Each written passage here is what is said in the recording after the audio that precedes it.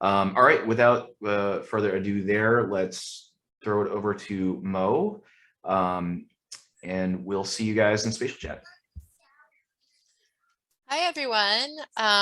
Thanks for sticking around. I love speaking to this group. My kids are not home, and so that's probably going to cause some issues.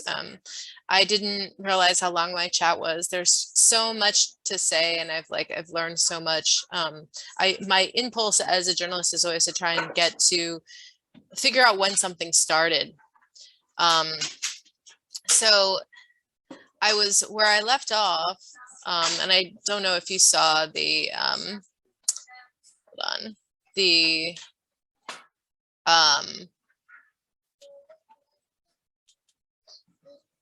hold on, here we go. Back to this is the first PowerPoint presentation that I've ever made. So it's a little bit pathetic. But I was getting to this part where Tom Frist, the founder of HCA, of all people, was warning the Senate Banking Committee what would happen. Can you hear me? Can everybody hear me? Yeah. Okay, good. Making sure. I got this little message that sorry. So yeah, the HCA, we were in the height of the corporate raider conquest of corporate America.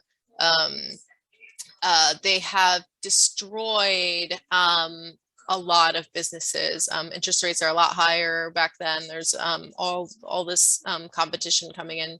We had a lot of manufacturers in this country, and we might have a manufacturing sector if not for all of these financial shenanigans. It's like their toll was so great. So First is seeing this. He's being approached by there's a lot of financial shenanigans happening in healthcare. HCA is not, an ethically unimpeachable company at all at this point. I don't really even know, I can't say, but it's definitely not the worst at this point. It's far from, it's probably the best in the for-profit sphere. It probably has the best reputation. I definitely have spoken to I've spoken to a group in Wyoming that's trying to replace their LifePoint, their Apollo-owned hospital. They've been raising the funds to build an old school community hospital because their hospital has been so thoroughly raided by LifePoint, which is a spinoff of HCA. But they told me when they sold off because of the CON laws, when they sold off their hospital to HCA in 1983, it was 15, 20 great years of a lot of investment, a lot of focus. So anyway, they had, have a pretty decent reputation back then, all things considered. And Tom Frist just says, listen, if I got taken over by a corporate raider, this is what would happen to healthcare. Now, hold on. There we go. Here he says, the company, community, and the patient would find themselves without vital emergency room, burn unit, obstetrical or other essential, but nevertheless money-losing services that would inevitably be trimmed to meet short-term financial objectives. So he's wrong there in that, he did not foresee the cash cow that emergency medicine would become. We said, you know, there would be no more rural hospitals. They would just all have to close, and anyone who had, you know, too unprofitable of a payer mix would close. And the quality of medicine which our medical staff would be able to practice would erode as capital was diverted from necessary preventative maintenance and technological improvements to non-productive uses. And additionally, employees in a labor sensitive service industry would be laid off as staffing was reduced below unacceptable levels. So I think we all know that this is exactly what happened pretty much to, you know, to an insane degree in a lot of places. Certainly the diversion of capital. I mean, there's a lot of hospitals that are just, you know, where the equipment, you know, the maintenance has just been completely completely neglected. There's a long history of these companies coming in, buying community hospitals and promising, you know, hundreds of millions of dollars in investment that like never materializes. Even, you know, in like even they don't even make a you know, a passing attempt to, you know, the understaffing is obviously something that you all have talked about. I mean, obviously, you know, at LifePoint hospitals, for instance, you know, you get a lot of people saying, yeah, in med surg, I've talked mostly to RNs, but you know, their ratios are like 9 in med surg and 8 in the emergency room. That's kind of like what they're looking for. And you know, they tell all kinds of wild stories. I had one nurse tell me that during one of her shifts, after COVID, when they eliminated the swing shift, there was a man who was, you know, hemorrhaging blood. He had, you know, broken his hand, like crashing through a car window because he was drunk, and he was bleeding pints of blood all over the floor, and no one saw him for 20 minutes. And finally, another patient in the ER waiting room like fashioned a tourniquet out of his like shirt and and stopped the guy's bleeding. And you know, it's that kind of thing. She's like, that happens, you know, every day. In that emergency room, by the way, they a patient recently died because a psychiatric patient gouged her eyes out, and she ended up bleeding to death in the ER because they refused to staff enough sitters. So, but what happens next? Okay, so literally within a month of this speech, Frist is getting visits from Rick Scott, who's got money lined up from Drexel Burnham. KKR is sniffing around. KKR is thinking about taking him private. And so he decides, hold on one sec. Okay. And when by one sec, sorry. And so, you know, he's basically, you know, he really does say, I guess if you can't beat him, join him. Or, you know, he takes his defensive posture and does a bunch of LBOs on, I guess, his terms. He ties up, and this is probably when Leon Black, as the chief of M&A at Drexel Burnham, got his first gander at the hospitals that Apollo now owns. They spun off Health Trust into a sort of fraudulent employee-owned company, paying 16% interest rates on their junk debt. He took it private in his own LBO, and they sold their management company to Welsh Carson, a private equity firm that I'm sure is well known to all of you. They have investments in probably hundreds of healthcare companies. They are like the patient zero. Whenever you're looking, you're wondering when a roll-up started that seems to be doing, you know, involved in ultra unethical activity. Welsh Carson is always there. I can't find out when they invested in MCare, but they list MCare on their list of investments. I think they were a very early investor in them. Pardon me. And meanwhile, EMTALA has just passed. I'm so sorry. Stop, Gabriel, go away. So I'll be right with you. I'll be right with you. Please go watch the movie. And so they're dealing with EMTALA, and I think that EMTALA is how this model, the cash cow emergency room, sort of began. I think that was their sales pitch when Team Health and MCare started buying out practices.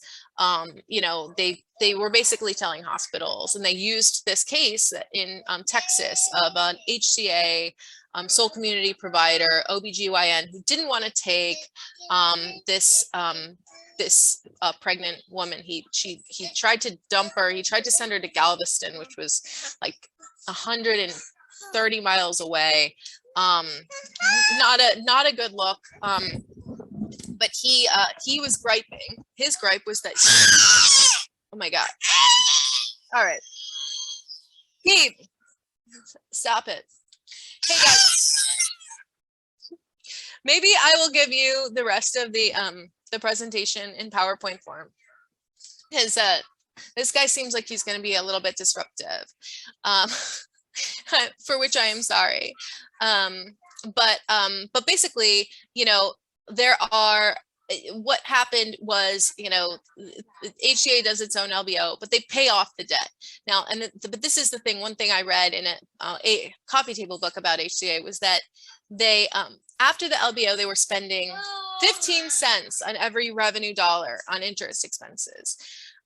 That's just an unbelievable amount of money. That's revenue dollars. That's not of their EBITDA. That's like of every cent, you know, of every dollar that's coming in, 15 cents is going to interest. But that's it. You know, that should be illegal. We should have leverage limits on our healthcare institutions, any institutions that are taking a significant amount of money from Medicare or Medicaid. That paying that amount of money to interest expenses, management expenses, fees, or rent, which is the other form of leverage that that private equity imposes when they have enough leverage. They tend to do sale leasebacks of their real estate. And that's really the thing that, you know, that is the distinction between just typical predatory for-profit medicine and private equity owned healthcare, is that this debt cannot be erased. It only grows. The interest rates only grow, and it you know, forces you to continue to make the understaffing worse, to pay the workers less, and to commit more Medicare and insurance fraud. That's exactly what happened at HCA's management company that they sold to Welsh Carson. Uncovered a hospital CFO in Montana, uncovered a massive scheme by which they were keeping two sets of books. Everybody who was managed by the Quorum was keeping two sets of books, one for Medicare and one for Real.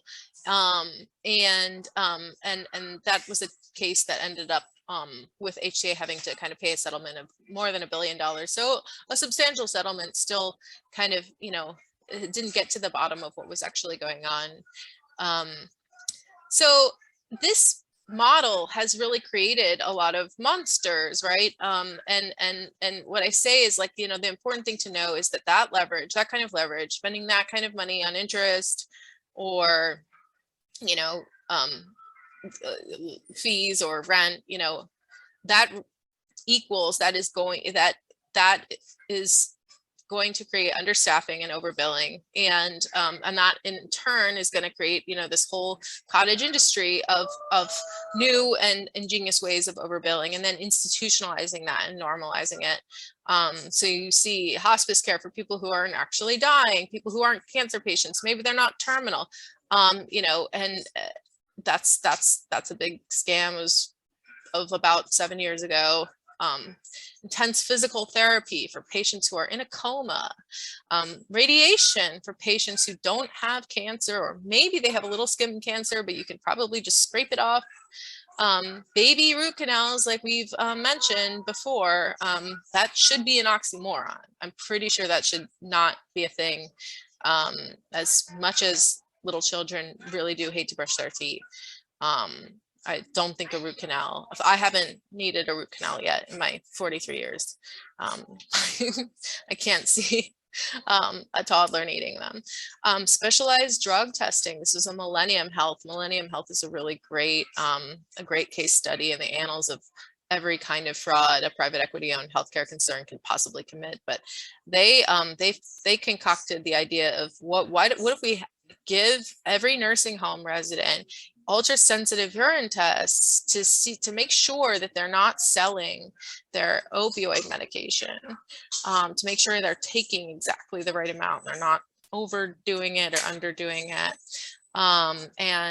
So they actually billed Medicare one year $15 million solely to test senior citizens' urine for angel dust. That is your healthcare system on private equity. Air ambulances in rural hospitals, you see people going away in air ambulances for every darn thing, the things that you absolutely don't need to. Is there a kickback arrangement happening between KKR, which owns the air ambulances, and MCare, which is also owned by KKR, and the hospitals, which used to be owned by KKR? Probably, I don't know if anybody's investigated it, but that's the other problem, is that there's not a lot of transparency about any of this stuff. And then of course we get to surprise billing, the ultimate, overbilling mode that keeps on giving. Then there's a lot of funny business around revenue cycle management. Obviously, private equity firms are all over that revenue cycle management. Anyway, the 90s are not a huge era for private equity in healthcare, basically because, for one thing, they were still figuring out what they were going to do. They were getting out of, Michael Malkin was going to prison. They had, there's a lot of companies that are, their brand, the LBO brand was definitely tarnished in the, by the SNL crisis and everything, that all of the misery that they created. They tried to get into nursing homes pretty big time, but they had bad timing. Apollo, that was one of their first investments. Apollo did a weird deal to consolidate a bunch of nursing homes that almost immediately went bankrupt. I'm not sure if Apollo ended up making money. It's hard for me to imagine Leon Black not making money in a deal somehow, but it's possible that they didn't.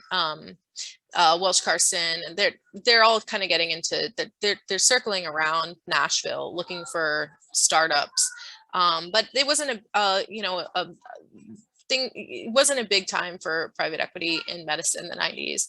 I think that they were all very concerned about the possibilities of Hillary care, and then of the change to Medicare reimbursement that happened in the 90s. And then obviously there were a rash of Ketom cases, starting with Alderson's HCA case. We had huge cases against Beverly, Tenet, I think I spoke about medical kidnappings.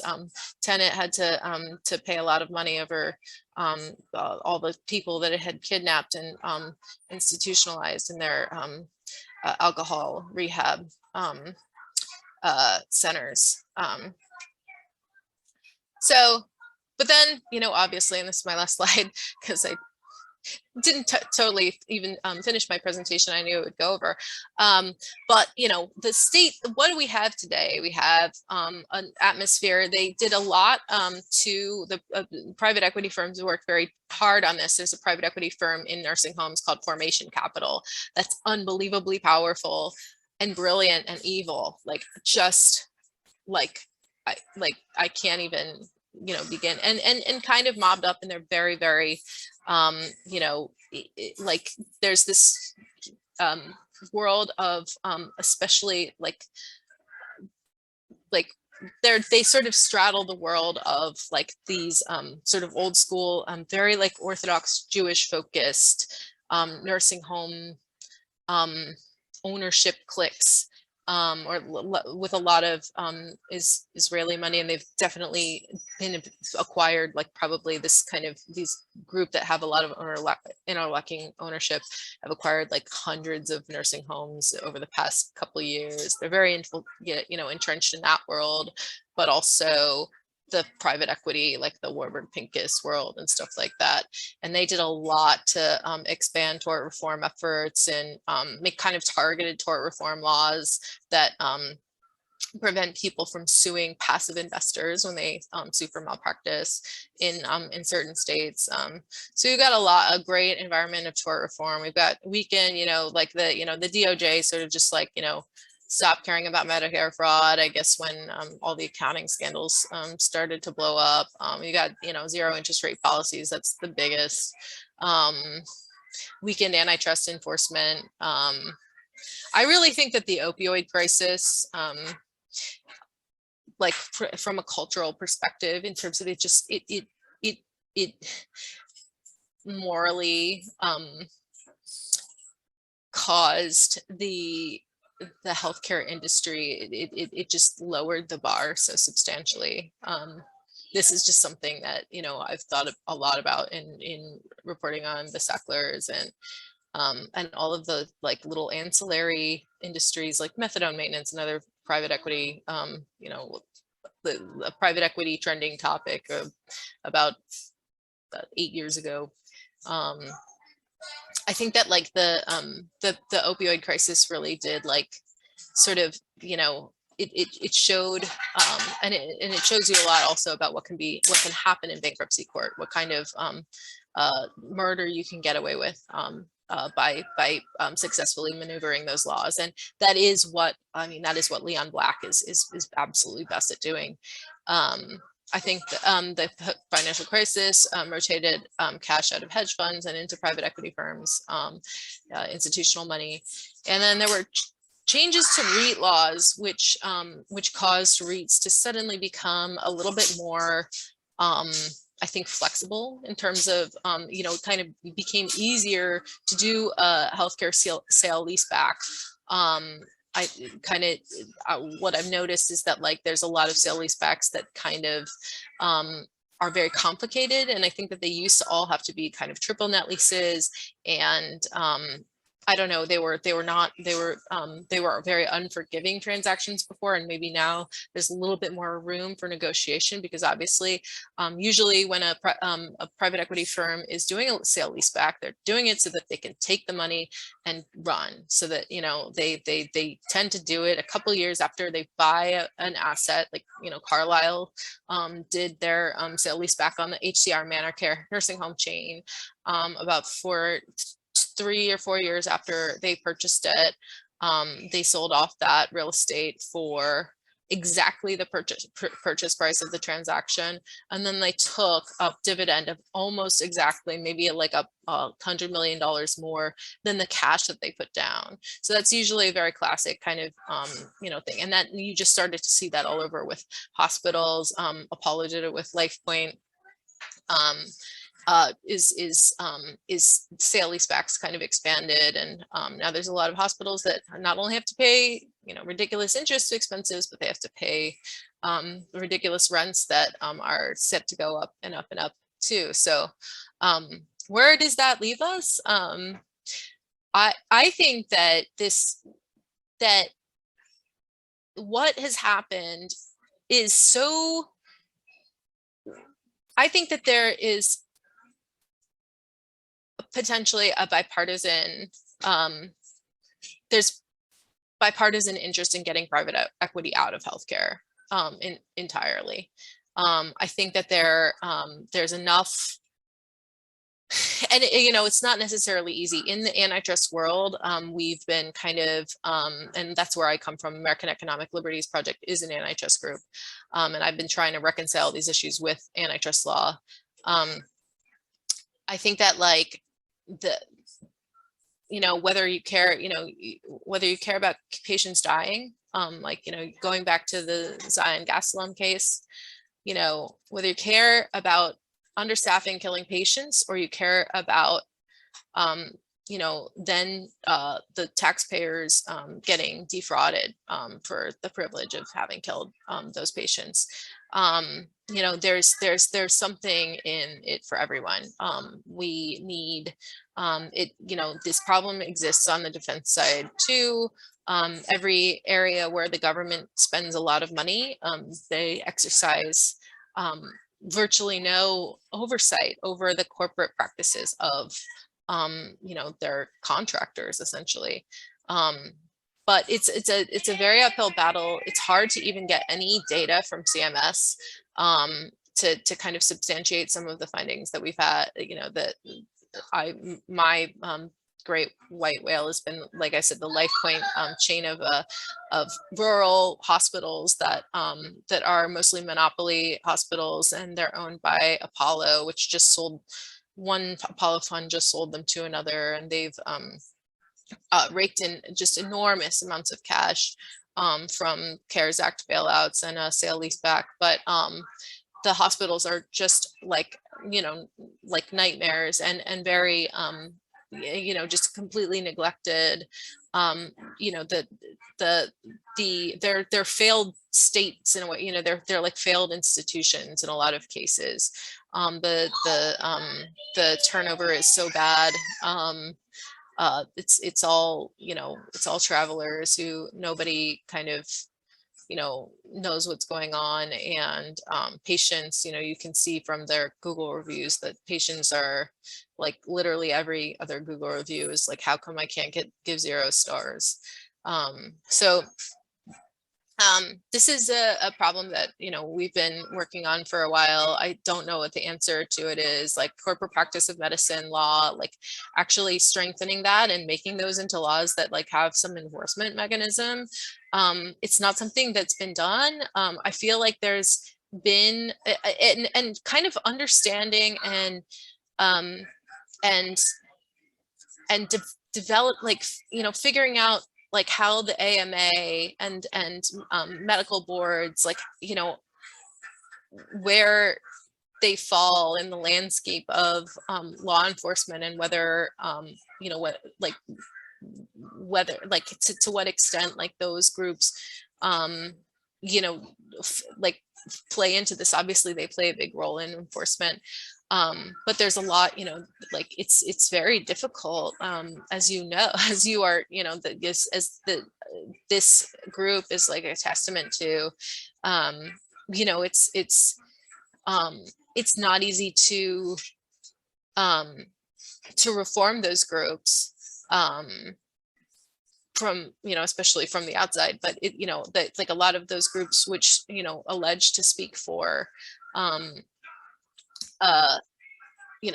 doctors, or on behalf of patients, or on behalf of even an industry, they always, one thing that you see in Washington over and over again is every industry group gets co-opted by the worst, the least ethical player. So, during the financial crisis, Citigroup was running the agenda, right? Citigroup had like $1 trillion hole in their balance sheet.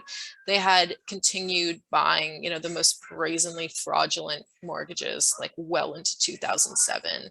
Citigroup had, has like the longest history of like predatory lending, and whatever.